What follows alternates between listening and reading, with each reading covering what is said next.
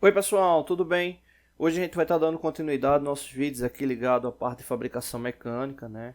A gente vai iniciar mais uma série de vídeos aí mostrando a fabricação, né? A simulação, né, da fabricação dessa peça aqui em questão, né? A gente vai estar utilizando eh, o, esse software, né, de simulação para torneamento, né? É um software aí para smartphone, ele também tem para PC, né? Muita gente pergunta, né, sobre esse software, né? E ele é um software, o link dele está aí na descrição, né? Ele é um software que tem tanto aí para smartphone quanto para PC, né? Eu até já comentei, né, nos vídeos passados, né? Mas aí vou reforçar. A licença dele é relativamente barata, né? Não é um custo elevado. Esse que a gente está utilizando é o software para smartphone, né? A gente está aí passando a imagem aí para o PC. Né? A gente inicialmente ia comprar a licença dele para o PC, só que teve algum problema lá na transação com a empresa, né? Questão do pagamento, enfim. E aí pelo aplicativo foi bem mais fácil, né? A gente baixou aí pela Play Store e pagou lá o valor desse aplicativo. Né? Essa empresa, né, que faz esse aplicativo, inclusive ela tem outros softwares, né? A gente tem a licença tanto para esse do torno convencional como para o torno CNC e também para a parte de ensaios, né? Mas tem outros softwares lá também que a gente está analisando, né? A viabilidade, né, de comprar para estar passando aí também no canal. Mas assim, o do PC, né, todos eles na verdade têm a versão gratuita, né, que limita algumas funcionalidades do software, né, mas para apresentar projetos, enfim, dá para mostrar tranquilamente, né, a versão gratuita já dá para fazer bastante coisa. Na prática, né, uma coisa que ele limita, exemplo aqui do torno, né, vou clicar aqui na parte de ferramenta. As ferramentas estão todas liberadas, né?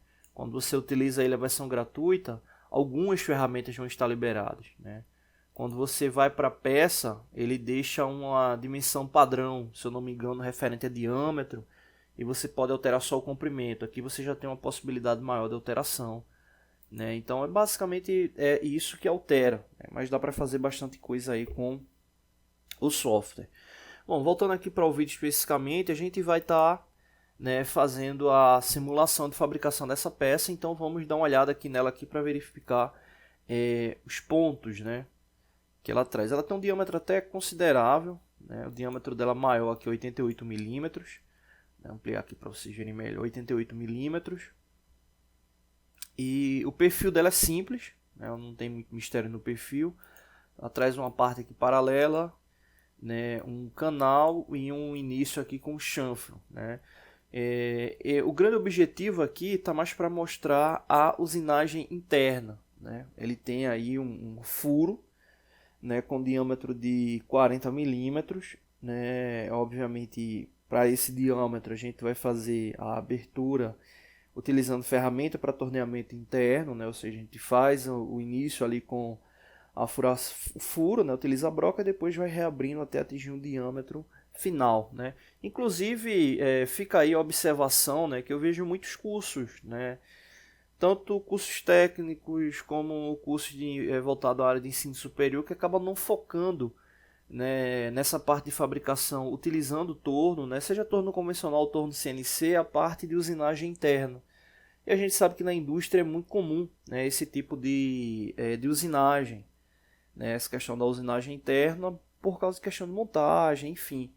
Né, então fica aí essa observação. Né, eu vejo muitos cursos que acabam não dando tanto foco. Né. Obviamente com as informações dá para você fazer aquela execução, mas você tendo a questão da prática dá uma confiança maior. Né. Já cursos vamos chamar de profissionalizantes, né, que está mais voltados aí à parte de qualificação, né, você vai fazer um curso aí para torneiro mecânico, né, ligado aí a CBO, Catálogo Brasileiro de Ocupação. Normalmente você tem, no caso é um curso só voltado para torneamento, né, então acaba dando uma abrangência maior, você acaba fazendo atividades aí ligadas à usinagem interna e outras atividades também.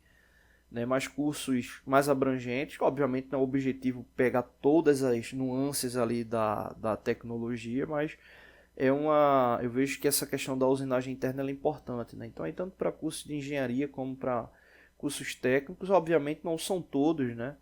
Mas vale aí reforçar que é uma prática muito importante.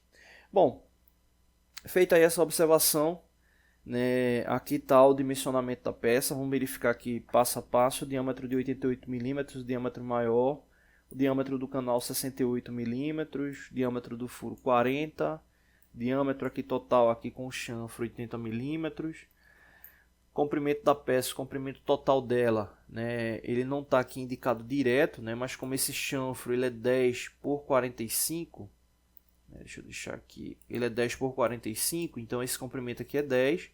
Então, obviamente, esse comprimento total da peça é 60 milímetros, né? Ou seja, 50 mais 10.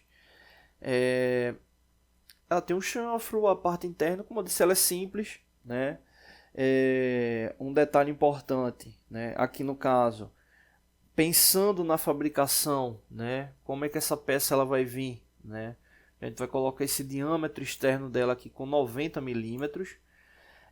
O comprimento dela, a gente vai sangrar, vai cortar a peça, né? Já que ela tem um furo, facilita aí para a gente cortar, né? Então a gente vai deixar ela com diâmetro, né, de 90 milímetros e a gente vai deixar aí o comprimento dela com 100 milímetros, comprimento 100 milímetros. Então a gente vai deixar aí com esses valores. Vamos já alterar ali no software, né, 90 e 100, né, 90 milímetros de diâmetro e 100 milímetros de comprimento, né? Então vamos alterar aqui ele já está com diâmetro de 100, não, aqui é o comprimento, aqui ele já está com 100, né, de comprimento. A gente vai alterar esse diâmetro aqui para 90, né? Ver se ele vai alterar aqui, alterou para 90.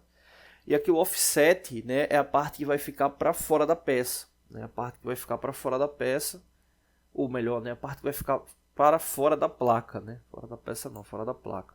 Então, como ele tem 60 e tem ali a compensação para a ferramenta de canal, né, que ela vai pegar essa parte aqui para sangrar, né, vamos deixar aí com 35 milímetros para dentro da placa, obviamente 65 para fora da placa, né? Então 65 milímetros vai ser o offset, né?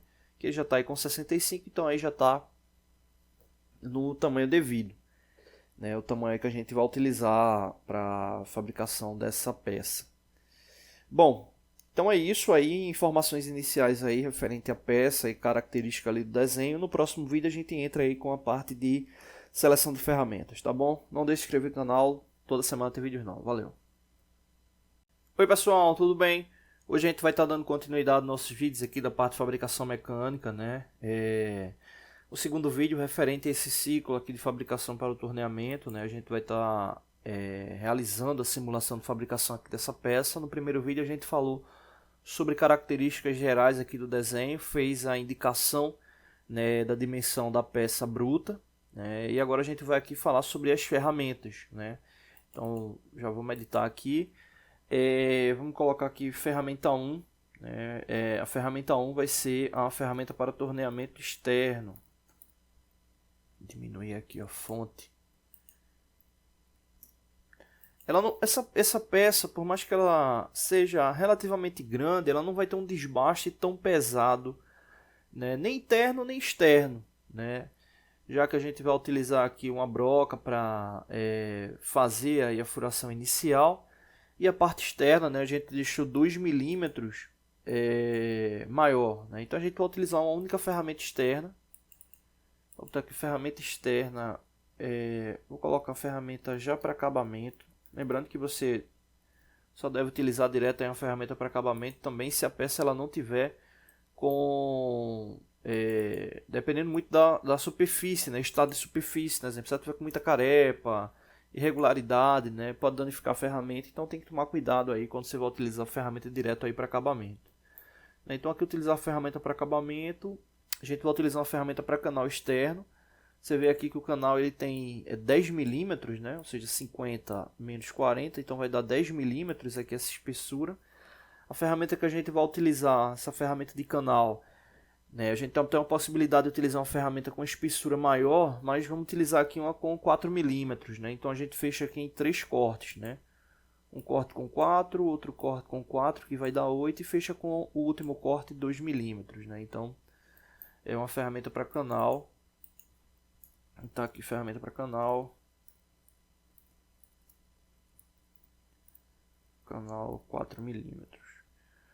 Ok, então são as ferramentas que a gente vai utilizar para o externo, né? O chanfro aqui é só utilizar a ferramenta 1, que é a ferramenta de acabamento, e inclinar o carro porta-ferramenta, né? A torre porta-ferramenta. Então não precisa de uma ferramenta especial para fazer isso aqui, né? A questão aqui do furo, né? Vamos colocar aqui uma broca de centro. Uma broca de centro para guiar. Uma broca de centro. A gente vai precisar fazer aí pelo menos 2 furos na sequência, né? Por causa da questão da quantidade de material ser retirado. Exemplo, vamos supor que você tenha lá uma broca de 20 milímetros. Para um furo que vai ficar com 40, uma broca de 20 milímetros, ótimo, né? Você vai fazer a abertura ali do furo e depois vai ter facilidade para utilizar uma ferramenta para torneamento externo ou torneamento interno. Só que acontece, se você for utilizar uma broca direto aí de 20 milímetros, você vai ter uma rotação baixa, né, e uma área de contato muito grande. Então a ferramenta vai aquecer muito, a peça vai aquecer, né, e não é legal, né? Então o interessante é utilizar brocas menores para poder ir reabrindo o furo, né? Então nesse caso é uma broca de centro, vou colocar aqui uma broca com 12 milímetros. Broca 12 milímetros. E vou colocar aqui uma broca com 20 milímetros. Broca 20 milímetros de diâmetro. Feito isso, aí a gente vai para a ferramenta de torneamento externo, né? Ou torneamento interno, né? Então, ferramenta torneamento interno. No interno vai ser só desbaste. Então a gente vai utilizar só essa ferramenta para desbaste, já que vai ter uma quantidade boa para tirar de material, né? Lembrando, né, aqui é um detalhe interessante, né, quando a gente fizer o furo com a broca de 20 milímetros, né, o furo vai ficar aqui mais ou menos, quando fizer esse furo, vai estar faltando mais 20 milímetros para chegar no 40, né? Ou seja, vocês concordam comigo, se fez 20 milímetros, para chegar em 40 falta mais 20. Só que no torneamento você tem que lembrar sempre que a usinagem ela é simétrica, né? Então não é 20 milímetros que a gente vai tirar de forma direta ali com a ferramenta de torneamento interno, né? A gente tem que lembrar que nesses 20 milímetros, né, tem 10 de um lado, 10 do outro, né? Então, obviamente, quando você tirar 1 milímetro, né, ele vai estar tirando proporcionalmente, né, na borda, né? Ou seja, a gente sabe que o deslocamento é de 5 décimos, né, na prática ali da ferramenta, mas ele vai estar tirando 1 milímetro. Não precisa converter no anel graduado, os tornos já vêm com essa conversão, né? Quando você desloca 1 milímetro, vai estar tirando 1 milímetro, mas na prática está tirando ali 5 décimos, porque é 5 décimos de um lado e 5 décimos ali do oposto por causa da assimetria. Então só para reforçar isso. Bom, então aí são as 6 ferramentas que a gente vai utilizar. No próximo vídeo a gente já vai aqui para o software para iniciar a parte da fabricação, né? Eu já vou deixar as ferramentas selecionadas e quando a gente voltar, já volta aí para a fabricação, né? Obviamente não vai dar para colocar todas as ferramentas, né, logo de uma vez, mas aí a parte do torneamento externo, que é para onde a gente vai começar, já vai estar aqui selecionado, tá bom? Não deixe de se inscrever no canal, toda semana tem vídeos novos. Valeu! Oi pessoal, tudo bem? Hoje a gente vai estar falando aqui da parte de sistema de fabricação mecânica, né, especificamente aí para a parte de torneamento, e a gente vai estar fazendo justamente análise, né, análise do que diz respeito à ferramenta de usinagem para o torno, né, ferramenta aí de execução externa para o torno, qual a gente vai estar verificando a questão da condição do raio. As ferramentas de corte, elas possuem na sua extremidade, né, ou seja, sua aresta cortante, né, na ponta ativa, né, como o professor meu gostava de falar, ele vai ter justamente um raio, né, de incidência, né, e esse raio ele faz justamente com que se tenha, né, uma sobreposição de material quando não analisado corretamente, né. Se a gente for observar aqui a intersecção dos dois lados da ferramenta, a gente vai ter um espaço aqui em vazio, o qual representa acréscimo de material, principalmente nos cantos vivos das peças, né? Ou seja, se você tiver uma peça que ela venha a ter cantos vivos, esses cantos eles vão ter uma determinada condição. Se a gente for observar em sua extremidade, a gente vai ter justamente um acréscimo de material, e esse material acumulado justamente por causa do raio da ferramenta. Então é importante ter uma análise, né, dessas condições de saída do material, né, onde muitas vezes são necessárias execuções de canais para que venha garantir, né, aí de fato uma perpendicularidade entre as áreas úteis, né, tanto do diâmetro quanto da face subsequente, né. Então as ferramentas elas possuem esses raios, e esses raios eles devem ser considerados para o processo, né. Eles possuem muita importância no que diz respeito aí ao acabamento, condição de acabamento, justamente para que se venha atingir uma determinada rugosidade, mas é importante ficar atento com no processo de usinagem, como é que esse raio ele vai ter, como vai ser o comportamento desse raio da ferramenta durante a execução com base no projeto da peça, né? Então, se você não tiver cuidado com essa condição aqui, você vai ter uma sobreposição de material. E se for algum sistema de vedação, pode ser que ele não venha a vedar perfeitamente, ou se for algum sistema tipo guia, né, ele pode vir a ter algum deslocamento indevido, né? Isso vale tanto para os casos de deposição negativa como positiva também. Exemplo, usinagem para um torno CNC, né? É importante que tenha essa condição do raio da ferramenta para que ela venha compensar e fazer a execução, né, da incidência tanto da face como do diâmetro, fazendo com que a relação ela venha a ficar com 90 graus de deslocamento, né? Então é importante essa análise do raio da ferramenta para que se tenha uma condição útil aí na fabricação da peça, tá bom? Não deixe de se inscrever no canal, toda semana tem vídeo novo. Valeu! Oi pessoal, tudo bem? Hoje a gente vai estar falando um pouco mais sobre a parte de polegada fracionária, né? A gente vai estar trabalhando com base numa escala, né? Escala de polegada fracionária, e verificando um exemplo, né, de leitura com base nessa relação, né? Bom, aqui a gente tem um exemplo, né, de uma escala que representa justamente uma escala fracionária, né? Se a gente for observar, essa escala ela traz uma relação de 16 divisões. Essas divisões elas representam justamente aqui esses valores aqui marcados, né? Então ele parte da relação 0, né, que é justamente essa indicação aqui marcada, até a indicação aqui de 1, né? Esse 1 representa justamente uma polegada inteira, né? Então se a gente observar, essa escala ela está trazendo a representação de 16 divisões, ou seja, uma polegada inteira que representa 25,4 milímetros. Ela, nesse caso, ela foi dividida em 16 partes, né? Lembrando sempre o seguinte, né? Por que a relação da polegada fracionária, né? Se a gente for para algum país que utiliza de fato esse tipo de sistema,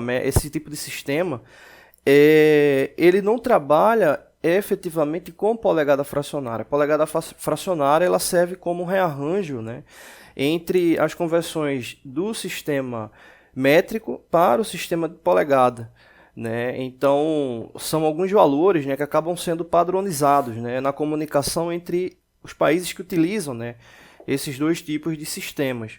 Então no caso da polegada fracionária, né, a gente pode chegar até 128 divisões, né, e isso utilizando um paquímetro, mas no caso de uma escala, né, a gente consegue chegar até 16 divisões, né, ou seja, que fica de fácil visualização a olho nu. Né? Então, no caso, aí a polegada é dividida em 16 partes, né, que vocês podem observar. Então, nesse caso, para cada divisão dessa daí, a gente vai ter uma representação de 1/16 de polegada. Né? Ou seja, cada pequena divisão dessa aqui, ela representa 1/16 de polegada.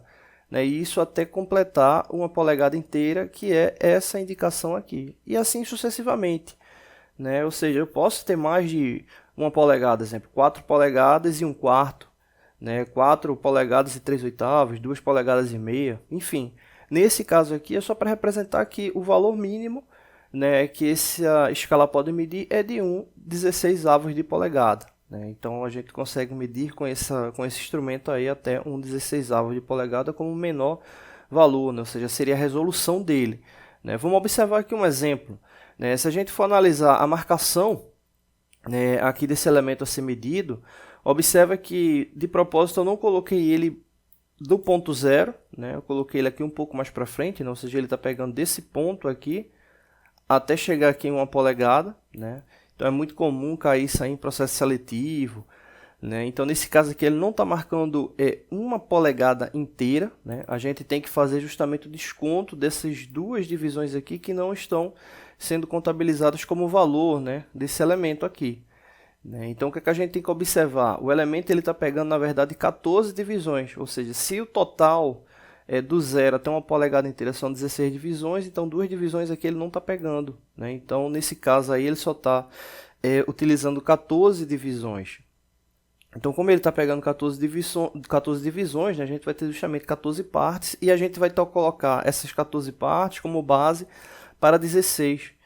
Ou seja, já que se a gente tiver 16/16, né, a gente vai ter 1 polegada inteira. Né? Então, nesse caso aí, a base ela representa aí o limite de divisões. Então, nesse caso aí, a gente teria 14 por 16, ou seja, 14/16 de polegada. Então, esse aqui já é o valor.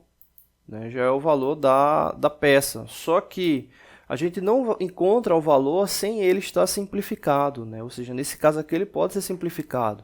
A gente pode simplificar dividindo por 2, né? Então nesse caso aqui, dividindo 14 por 2 vai dar 7, 16 por 2 vai dar 8, o que nos daria 7/8 de polegada. E aí a gente finalizaria, né? Já que 7/8 eu não tenho como dividir por 2, né? O 7, né? Então não teria como simplificar mais. Né? Então nesse caso aí, 14/16 a gente ainda pode simplificar para 7/8, né? Então, nesse caso, o valor dessa peça aqui é igual a 7/8, tá bom? Então, não deixe de se inscrever no canal, toda semana tem vídeos novos, valeu! Oi pessoal, tudo bem? Hoje a gente vai estar dando continuidade aos nossos vídeos da parte de metrologia. Hoje a gente vai estar respondendo, né, um colega que entrou em contato, pedindo auxílio aí nas informações, né, referente a algumas questões da parte de análise de tolerância. A gente vai estar fazendo alguns vídeos aí, respondendo aí as perguntas, né, referentes aí à questão. A questão ela se baseia nessa peça, né? Vocês podem observar aí tem uma série de tolerâncias, né? E a gente vai estar dando uma analisada com base nas perguntas, tá bom? Vamos para a primeira pergunta, né? O diâmetro nominal de 16 milímetros pode ser usinado com a dimensão mínima de 15,58 milímetros. Né? O primeiro ponto é entender aí que se baseia numa peça que vai ser usinada, né? Então são perguntas de tolerância levando em consideração o projeto final da peça.